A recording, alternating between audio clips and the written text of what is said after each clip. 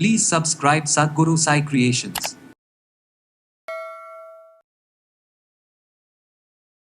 நம்ம உடலில் நம்ம செய்யக்கூடிய சில தவறுகள் சின்ன சின்ன விஷயங்களால் நமக்கு தூக்கமின்மை பிரச்சனை வரலாம். உடலில் வந்து பிபி, சுகர் இது எல்லாமே மெயின்டைன் ஆகுவதற்கும், இதயம் தொடர்பான பிரச்சனைகள் மற்றும் நரம்புகள் தொடர்பான பிரச்சனைகள் வராமல் இருப்பதற்கு உணவு எடுத்திருப்பாங்க, அப்படியே புளிச்ச ஏப்பம் வருது, நெஞ்சிலேயே நிற்கிற மாதிரி, தலைவலி ரொம்ப அதிகமாக இருக்கிறது, வரல அப்படின்னு சொல்கிறவங்க கொஞ்சம் நேரம் படுப்பாங்க. அதுக்கப்புறம் மொபைல் ஃபோன் எடுத்து நம்ம பார்க்க ஆரம்பிச்சிடும். ஸோ இந்த மாதிரி மொபைல் ஃபோனை அதிகமாக யூஸ் பண்ணும்பொழுது என்ன ஆகுன்னா,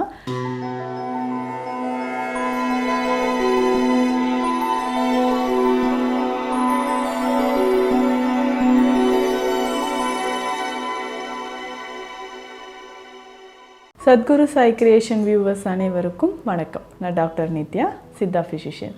தூக்கமின்மை, இரவு நேரத்தில் ரொம்ப நேரம் எனக்கு வந்து தூக்கம் வராமல் இருக்குது. ஸோ இரவு நேரம் 1 மணி 2 மணி ஆகியும் எனக்கு வந்து தூக்கம் வரல. அதுக்கப்புறம் தான் லேசான ஒரு உறக்கம் வருது. இது எதனால் ஏற்படுது? தூக்கமின்மை அப்படின்ற பிரச்சனை நம்ம உடலில் நம்ம செய்யக்கூடிய சில தவறுகள், சின்ன சின்ன விஷயங்களால் நமக்கு தூக்கமின்மை பிரச்சனை வரலாம். ஒரு சிலர் நைட்டு தூங்க போகும்பொழுது தான் நிறைய திங்கிங் வந்து இருந்துக்கிட்டே இருக்கும். ஸோ நிறைய நெகட்டிவ் தாட்ஸ் இருக்கும்.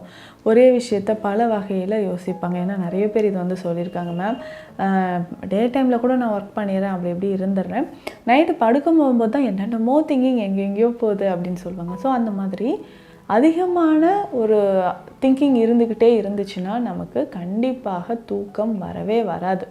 ஸோ இது நம்ம படுத்த உடனே லேசாக நம்ம வந்து தூக்கத்தை நோக்கி நம்ம மைண்டை வந்து ட்ரெயின் பண்ணால் மட்டும்தான் ஒரு 1/2 மணி நேரத்துக்குள்ளே நல்ல ஒரு உறக்கம் வரும். குறைந்தது ஒருத்தருக்கு, ஒரு மனிதனுக்கு 7 மணி நேரமாவது தூக்கம் ஒரு நாளைக்கு வந்து ரொம்ப ரொம்ப அவசியம்.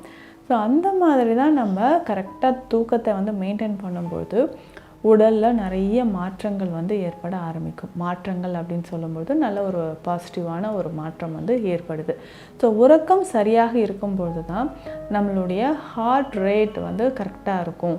ஸோ ஹார்ட் பீட் வந்து கரெக்டாக இருக்கிறதுக்கும், உடலில் வந்து பிபி, சுகர் இது எல்லாமே மெயின்டைன் ஆகுவதற்கும், இதயம் தொடர்பான பிரச்சனைகள் மற்றும் நரம்புகள் தொடர்பான பிரச்சனைகள் வராமல் இருப்பதற்கு தூக்கம் நமக்கு ரொம்ப ரொம்ப அவசியம். ஸோ அந்த மாதிரி இருக்கும்பொழுது இந்த தூக்கம் வருவதற்கு நம்ம என்ன செய்யலாம்? பேசிக்காக நம்ம பயன்படுத்தக்கூடிய மூலிகைகள் என்ன? ஸோ அந்த மூலிகைகள் மூலமாக நமக்கு நல்ல தூக்கம் வருமா?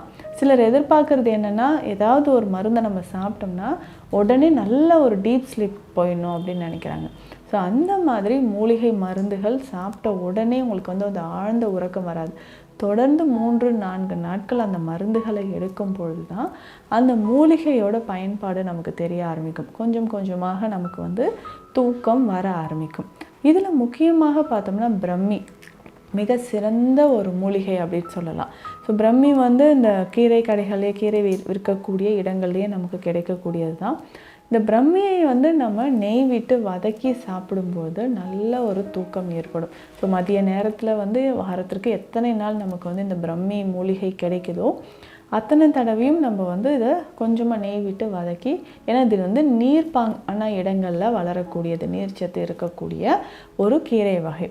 ஸோ இதை வந்து நம்ம பயன்படுத்தும்போது கொஞ்சம் கொஞ்சமாக நம்ம மூளையில் வந்து நல்ல ஒரு ஆழ்ந்த உறக்கம் ஏற்பட ஆரம்பிக்கும்.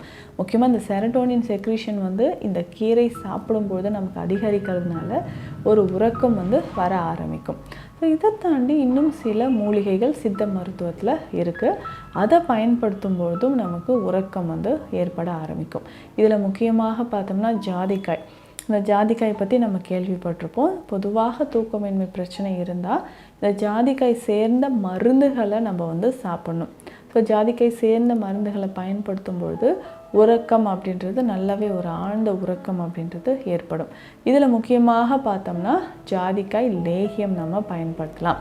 இந்த ஜாதிக்காய் லேகியம் வந்து ஒரு 1/2 ஸ்பூன் அளவுக்கு எடுத்து காலை இரவு 2 வேளையும், இல்லை இரவு மட்டும் சாப்பிட்டுட்டு வந்தாலும் நம்ம உடலில் அதிகமான மாற்றங்கள் வந்து நடக்க ஆரம்பிக்கும். ஸோ இரவு வந்து ஒரு ஆழ்ந்த உறக்கம் வர ஆரம்பிக்கும். ஸோ ஆழ்ந்த உறக்கம் வரும்பொழுதே உடலில் நமக்கு தேவையான அளவுக்கு நமக்கு வந்து நல்ல ஒரு சத்துக்கள் கிடைக்கிறது, நல்ல ஒரு பிரிஸ்காக ஆக்டிவாக இருக்கிறது. உடலோட உள்ளுறுப்புகள், ஒரு சிலருக்கு அந்த டைஜஷனே சரியாக ஆகாது, உணவு எடுத்திருப்பாங்க, அப்படியே புளிச்ச ஏப்பம் வருது, நெஞ்சிலேயே நிற்கிற மாதிரி, தலைவலி ரொம்ப அதிகமாக இருக்கிறது, இந்த மாதிரியான பிரச்சனைகள் எல்லாமே ஏற்படும். ஸோ இதை சரி செய்கிறதுக்கு நம்ம என்ன பண்ணலான்னா, இந்த ஜாதிக்காய் லேகியம் மிக சிறந்தது, இதை பயன்படுத்தலாம். அடுத்ததாக பார்த்தோம்னா குமரி லேகியமும் இதற்கு பயன்படுத்தலாம். குமரி லேகியம் அப்படின்னு சொல்கிறது இந்த கற்றாழையிலேருந்து செய்யக்கூடியதான், உடலோட உஷ்ணத்தை தணிக்கக்கூடிய முக்கியமான ஒரு மருந்து வகை. இதையும் நம்ம பயன்படுத்திட்டு வரலாம். ஸோ இந்த மாதிரி மருந்துகளை நம்ம அளவுப்படி பயன்படுத்தும் பொழுது பக்க விளைவுகள் இல்லாமல் நமக்கு ஒரு ஆழ்ந்த உறக்கம் ஏற்படுது. அதுவும் முக்கியமாக எண்ணெய் குளியல். இப்போ எண்ணெய் குளியல் தவறாமல் வாரம் 2 முறை எடுக்கும் பொழுது நல்ல ஒரு ஆழ்ந்த உறக்கம் வருது. இதில் முக்கியமாக நந்தீசர் தைலம் அப்படின்னு ஒரு தைல வகை இருக்குது. இந்த நந்தீசர் தைலம் பொதுவாக இது சரும பிரச்சனைகள், நரம்புகள் தொடர்பான பிரச்சனைகள் இருந்தால் நம்ம பயன்படுத்தக்கூடியது தான். இதை தலையில் நல்லா அப்ளை பண்ணிவிட்டு ஒரு அரை மணி நேரம் கழித்து வெதுவெதுப்பான தண்ணீரில் குளிக்கணும். ஸோ இந்த தைலத்தை பயன்படுத்தி குளிக்க நம்ம தொடர்ந்து இதை வாரம் 2 முறை பயன்படுத்தும் பொழுது உடலில் அந்த நரம்புகள் எல்லாமே பலப்படும். இப்போ நமக்கு பிரெயினில் அதிகமான திங்கிங் இல்லாமல் இருக்கிறதும் இதில் தடைப்படுதுன்னு சொல்லலாம். இரவு நேரத்தில் நமக்கு தூக்கம் வரல அப்படின்னு சொல்கிறவங்க கொஞ்சம் நேரம் படுப்பாங்க, அதுக்கப்புறம் மொபைல் ஃபோன் எடுத்து நம்ம பார்க்க ஆரம்பிச்சிடுவோம். ஸோ இந்த மாதிரி மொபைல் ஃபோன் அதிகமாக யூஸ் பண்ணும்பொழுது என்ன ஆகுன்னா, கண்டிப்பாக உறக்கம் வருவதில் தாமதம் ஏற்படும். மூளை நரம்புகள், மூளையோட செயல்திறன் நமக்கு பாதிப்பை ஏற்படுத்து அதிகமான ஒரு ஸ்ட்ரெஸ் லெவல் உண்டாகிறதுக்கும் வாய்ப்பாக இது இருக்கும். ஸோ அதனால் இரவு நேரத்தில் அந்த உறங்கக்கூடிய நேரத்தில் மொபைல் ஃபோன்ஸ் எதுவுமே யூஸ் பண்ணாமல் நம்ம படுத்தோம்னா, ஸோ இந்த மாதிரி இயற்கை மருந்துகளை எடுத்து நம்ம தூங்குறதுக்கு ட்ரை பண்ணும்பொழுது ரொம்ப ஈஸியாகவே நமக்கு தூக்கம் அப்படின்றது வர ஆரம்பிக்கும். ரொம்ப நாளாக தூக்கமின்மை பிரச்சனை இருந்தால் நமக்கு கை கால் நடுக்கம் ஏற்படுறது, அஜீரணம் பிரச்சனைகள் ஏற்படவும் வாய்ப்புகள் இருக்குது. ஸோ இந்த பதிவில் இயற்கையான முறையில் தூங்குவது எப்படி, ஸோ தூக்கமின்மை பிரச்சனைக்கான தீர்வுகளை பற்றி பார்த்தோம். நிச்சயம் உங்களுக்கு பயனுள்ளதாக இருக்கும்னு நினைக்கிறேன். மீண்டும் அடுத்த பதிவில் சந்திக்கலாம். நன்றி.